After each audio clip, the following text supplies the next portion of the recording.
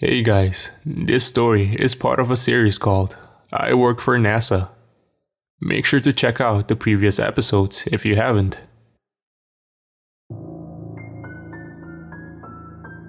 My grandfather passed away in 2007. He was 70 years old exactly. He was old enough to have seen the moon landing live, all the way back in 1969. Most everyone who saw the footage was enamored by the prospect that we as a species has made it to Luna, to a place our ancestors thought was too far from our reach. Even now, it fills people with a sense of wonder and awe for the solution of the impossible.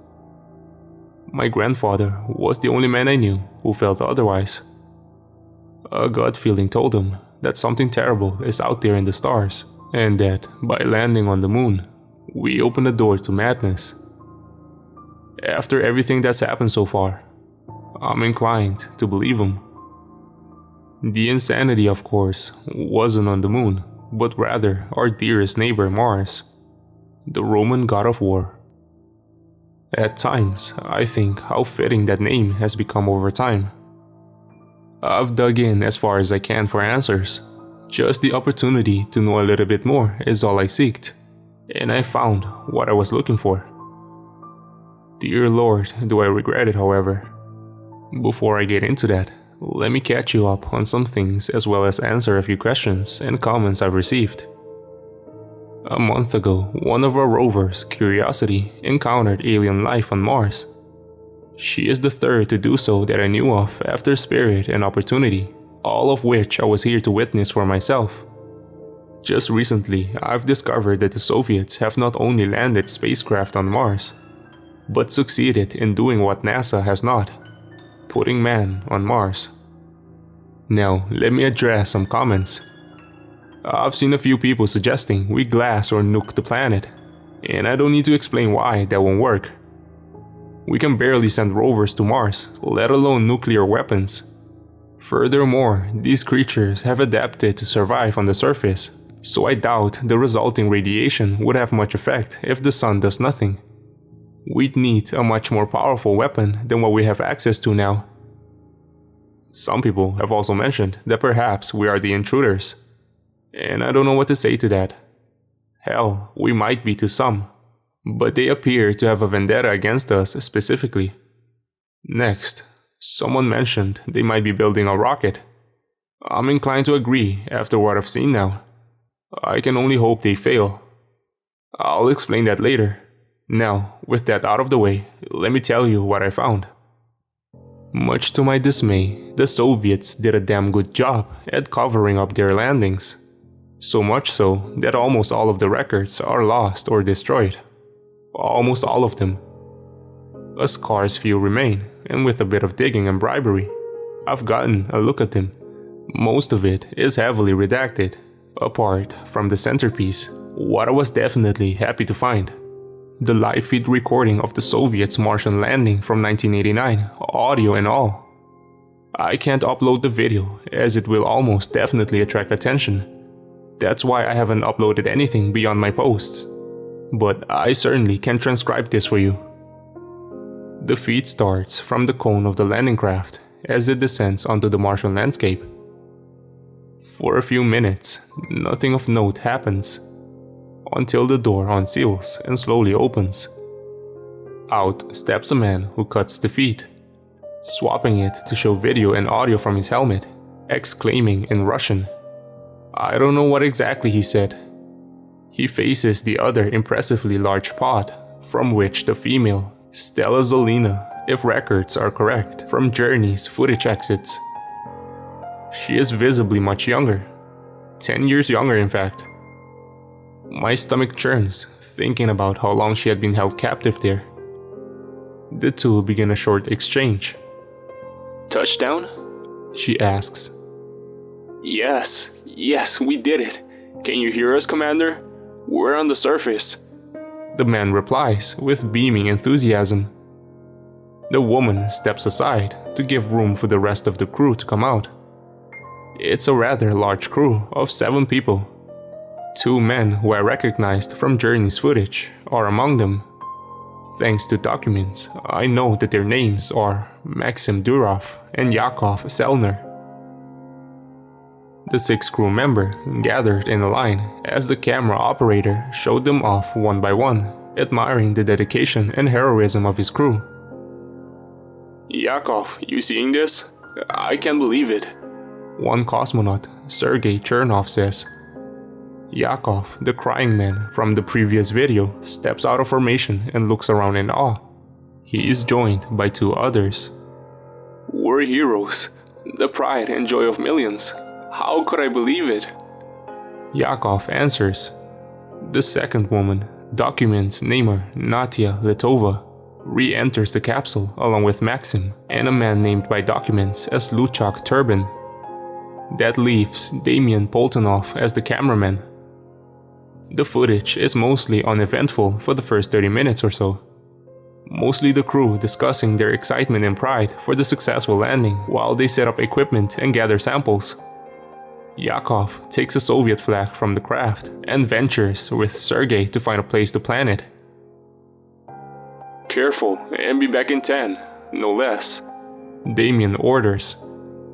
Yakov chuckles and keeps walking. I can almost feel Damian roll his eyes. He steps in the pot, and the next 10 minutes are simply just waiting. Of course, neither Yakov nor Sergei returned. Yakov, what's the holdup? Luchak asks impatiently. No response. Yakov? Sergei? Nothing but silence. Come in, Yakov. This is Sergei. Can you read me? Sergei's voice is dumbstruck, contrasting how tough it sounds otherwise. We found a structure. Luchak turns to look at Damian in confusion. Natia has no answers either, if she even noticed. Explain, Sergei. It's a cavern. Deep. Can't see far into it. Yakov wouldn't listen and went down. Lost comms. Tried to follow, but it's too dark. There is a hint of panic in Sergei's voice. I could tell what cavern he found. I knew exactly what he was referring to. The shrine. Fucking idiot, Yakov. How did he even pass? Sergei, stay where you are. Maxim, Stella, bring him a lamp. Go find that idiot. Damian, Natia, stay with me. I could agree with Luchak's anger. Even though he couldn't have shown, Yakov was clearly not the brightest. Maxim and Stella pack up a few supplies before heading out. Damian gives the camera to Stella and the 2 head out. The trek to Sergei felt ever familiar. The unmarked ground being filled with footsteps that would be joined by a rover's slow riding across the ground. When Sergei came into view, he waved to Maxim as the cavern was visible behind him. It confirmed my fears. It was definitely the same cavern Lander and Journey had encountered. Hey, we got the lamp. Have you heard from Yakov? Maxim asked, setting down the lamp and looking into the hole in the surface. Nothing, man. Not even static. That idiot's probably lost by now. I told him not to go in. At least I kept the flag. Sergei gestured to the Soviet flag, whose pole was firmly planted into the ground. A sense of national pride filled his eyes. I'll stay here. Don't get lost now, and keep in touch with me or Luchak. Maxim moved to the flag, standing tall next to it as it flapped in the wind. Stella's with me then? Nice. Sergei chuckled and glanced at Stella, who scoffed. In your dream, Sergei. Stella shut him down. Luchak, we're at the crevice. Trench is about 3 meters in diameter. Maxim will stay up here, while Sergei and I look for Yakov. That good, Commander? Permission granted. Go ahead, you 2. Don't get lost. Luchak replied. With that, Sergei and Stella made their way into the cavern. Maxim held the light, leading the way while Stella followed behind him. Occasionally, she'd look down and pick up a rock or some dirt. It wasn't until she encountered a 6-sided obsidian prism that she spoke again. Come look at this. Sergey turned around and walked over to her, glancing down at the rock as she held it in her palm. What the hell is that? Don't know, Maxim. Luchak, can you hear us? Stella called in, but there was no reply. Judging by the terrain, they were almost at the shrine. Damn, no signal. Too far down. Heard from Yakov yet? No, I haven't heard anything from him. Let's... Sergey was interrupted by an ear-piercing shriek. When I first watched it, I fell back from my chair in shock. It was an incredibly loud, inhumane scream that was tinged with pain and fear. Sergey and Stella rushed down the halls to the source when Yakov's voice finally came in.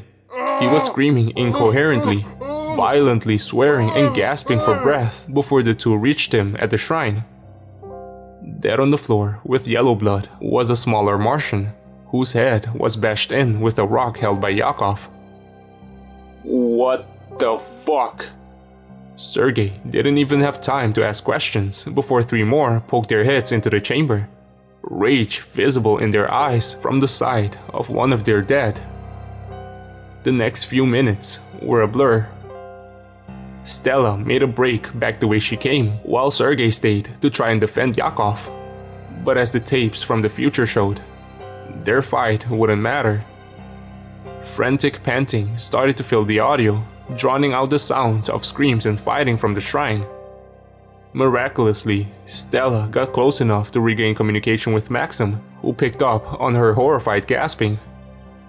What the hell is going on down there? We lost you 6 minutes ago. What? Get back to the fucking shuttle, Maxim! Stella demanded. Calm down, Stella. I can't. There's something down here. Now fucking move, Maxim. Something? You mean... Yes, Maxim. Now hurry. They're right behind me. Stella looked back to see two Martians running across the cavern's floor on all fours, chasing her with a maddening bloodlust.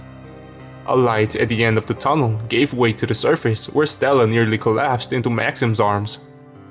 Their reunion was short-lived thanks to the creatures behind, which grabbed onto Stella and began dragging her back into the cave. She screamed in horror, kicking and fighting all she could, but the monsters had the upper hand. They tore into her spacesuit, trying to reach the skin beneath. I'll give credit to the Soviets. These suits weren't cheap, and it showed. The creatures that I had seen tear metal into shreds couldn't make a dent in the suit. Maxim must have realized things were lost when even more emerged from the cave, as they started running back towards the shuttle while the Martians gave up on trying to get to Stella's body, simply opting to drag her back into the darkness as she screamed and begged for help. The feed cuts out then and there. I thought that was it. But when I went to stop the footage, I noticed how long it was. It was days long, and giving a cursory glance showed that most of it was black empty feed. That is, until the end of the 5th day, when the footage finally returns. Stella is sitting in some sort of prison chamber, holding the camera in her hands, pointing it towards her face. She is still wearing the tattered and dirty remains of her spacesuit as she wept softly. After a few seconds, she spoke. This is Stella Zolina, age 27, part of the USSR's Martian Expanse program. I don't know if Command is receiving this. Likely not. The transmitter should still be online back at the shuttle. If the shuttle is intact, that is. I don't know if it is or not. I'm reporting one confirmed fatality. Natia Letova. May she rest in peace as an honor to her country. Those things. They killed her, took her to some sort of table, strapped her down, and tore out her guts. Made us watch as their fucked up crowd cheered them on. Yakov is badly injured. They're letting us patch him up. I don't know why. I don't know why they're keeping us alive. There's air down here. It's impossible, and it shouldn't be the case, but there's breathable air down here. I saw a couple of plants and farms on my way in. I can hear them speak sometimes, at what I assume must be night. I can't tell down here, and it's hard. Their voices are a bit scratchy and range from mellow to violent. I think there's some now. Hold on. Stella pauses, holding the camera close to the wall. I can vaguely make out the sounds of alien chatter. Their voices seemed wrong, somehow. I don't know how to put it, but it made me feel very uneasy. It's difficult to describe.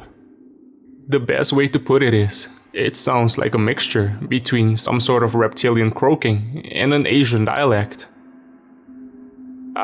Sorry, I'm distracted now. I just want to go home, you know? Never thought I'd get accepted for this program. And when I first got on the ship, I thought this would be something amazing. And we did land here. We did. We've made it to Mars. I don't think the inhabitants are happy about it. I don't know if it's because Yakov killed one. He says it attacked him first. Another thing I've noticed is that every day they take one of their own down into that first room we found. And after a few minutes, they come back without them, coated in blood. Sergei says it's some sort of sacrificial ritual. They drag the last one, kicking and screaming. I don't know why they're killing their own, and not us. But Stella is interrupted by off-camera shuffling, which prompts her to turn the camera towards the noise, showing Damien still in his spacesuit, but awake. Beside him is Luchak, who is tending to Yakov. You finally got that thing working? They need to send men up here and fucking trash the place. Shoot every single one of those fucking lizards. Those bastards deserve it, after what they did to... Damien himself is interrupted when Luchak interjects. Don't be a fucking idiot, Damien. You think anyone's gonna help? Luchak scoffs, shaking his head. It reminds me of the date of this recording, 1989, 31 years ago. He was right. Nobody would save them. Hell, we knew about them since 1999, and we didn't even bother to help. We just covered it up and moved on. Damien grumbles and walks towards Stella, taking a seat right next to her. He offers to hold the camera wordlessly, and she obliges, handing it over to him. They took Sergei and Maxim for something. I don't know what. They still haven't found the ship, as far as we know. When Sergei explained, we decided to abandon the ship, leading those things off course.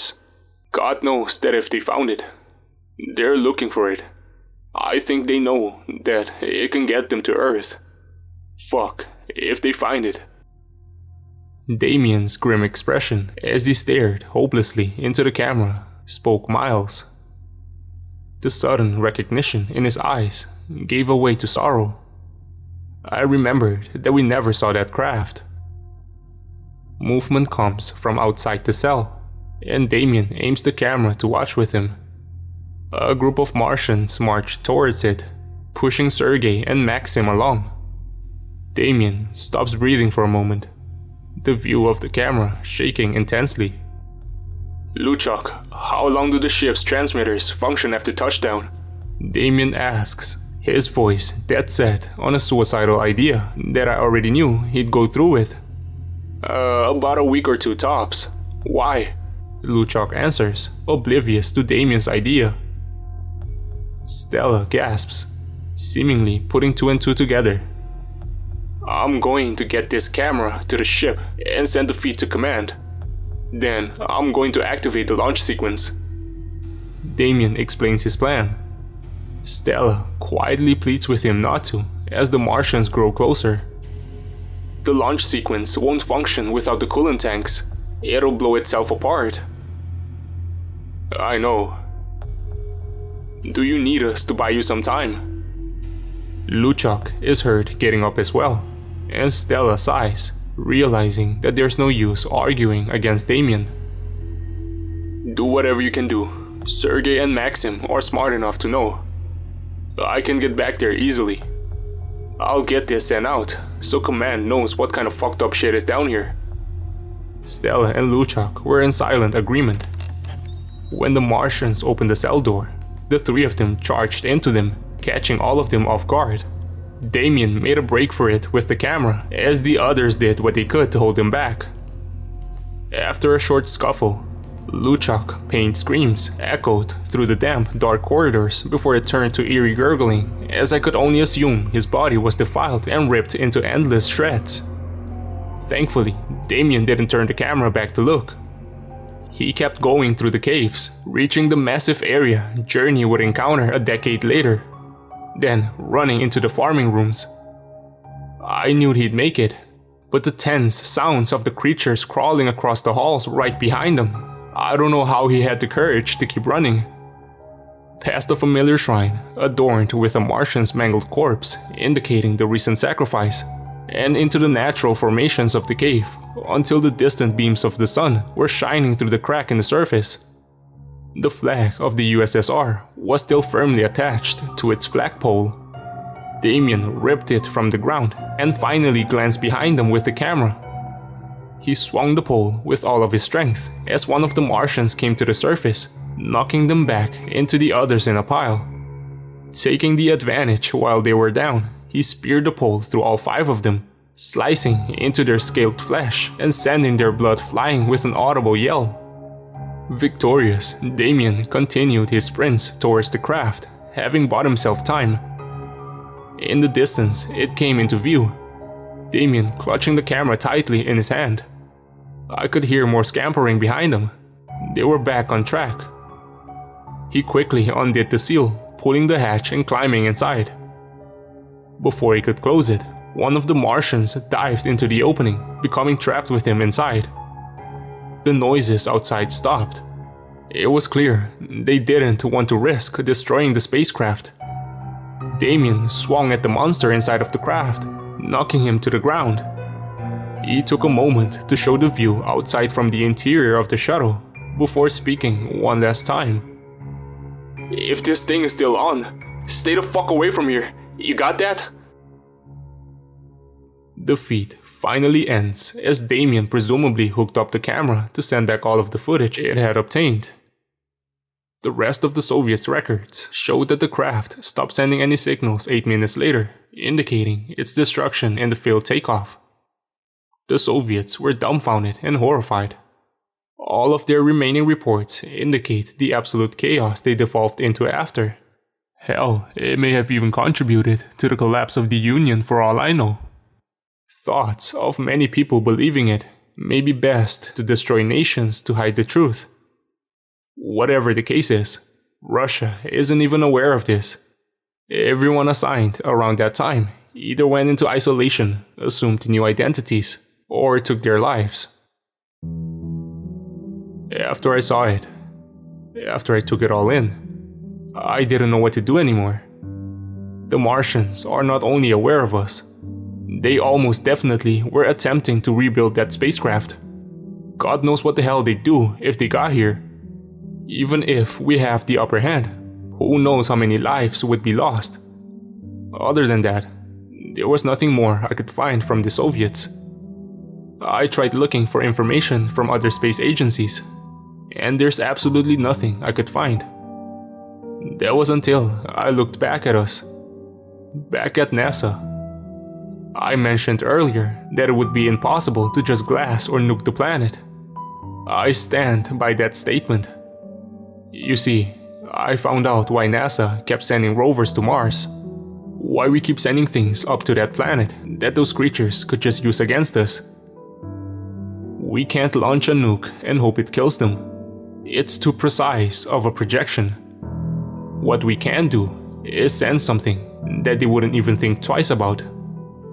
Something that they would unknowingly take into the heart of their people. A Trojan horse. Remember back when I first decided to tell you all about this? The rover Curiosity? She's still active. The Martians took her back into their cave. And she's still sending feeds. They took it to the cave. The one that all had found before and fallen victim to. They want to show us another sacrifice. They want to show Curiosity her first and only blood show before they destroy her. The Martians are preparing for it. They should perform their ritual sometime next week. And Curiosity is ready. Ready to do what she was always destined to do. I can only hope she pulls this off.